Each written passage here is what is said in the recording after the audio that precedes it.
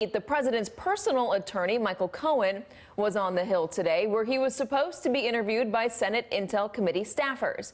But an hour after he got there, he told reporters the interview was postponed.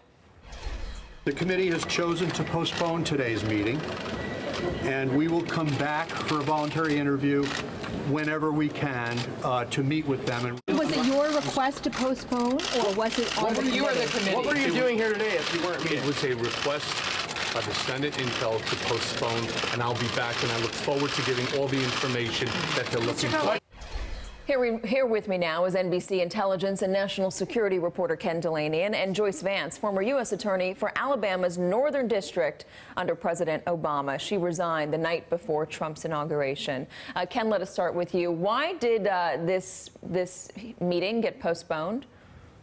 Well, Katie, a source familiar with the situation told me that lawmakers from both parties were really annoyed that Michael Cohen, Donald Trump's personal lawyer for more than a decade, released a statement to reporters right at the start of the hearing in which he made a sort of a blanket denial around collusion allegations. They thought they had reached an agreement with him that neither side would talk to the media. They were annoyed when Jared Kushner about a month ago did the same thing before his Senate testimony. They didn't want that to happen again because senators feel constrained about talking to the media about these behind closed doors sessions. So they canceled the meeting, and now they are contemplating a subpoena to Mr. Cohen unless they can agree to another voluntary appearance. Now, in that statement, though, he explicitly denies colluding with Russia in any way around hacking or fake news in the election, and he says that he was in close proximity to Donald Trump during the campaign, and he saw no evidence that Donald Trump colluded with the Russians.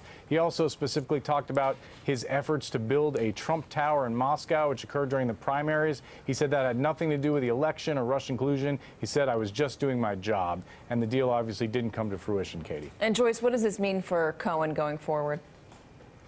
Well, it's an interesting fact of life as a prosecutor that these sort of written, prepared statements that can look good in writing often don't hold up when they're subjected to rigorous cross-examination.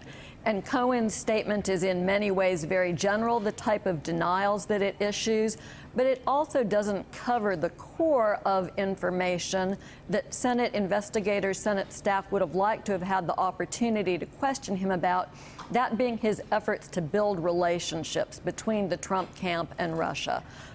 So it looks like Cohen will now receive a subpoena, an invitation to appear publicly, and one suspects that that will be an appearance that will be riddled with invocation of the Fifth Amendment as Cohen tries to essentially dance and avoid having to, under oath in a public forum, make false statements that could be used against him down the road. At the very least, one that will get a lot of attention both on Capitol Hill and across the country who'd want to see him testify. Hey there, I'm Chris Hayes from MSNBC. Thanks for watching MSNBC on YouTube. If you want to keep up to date with the videos we're putting out, you can click subscribe just below me or click over on this list to see lots of other great videos.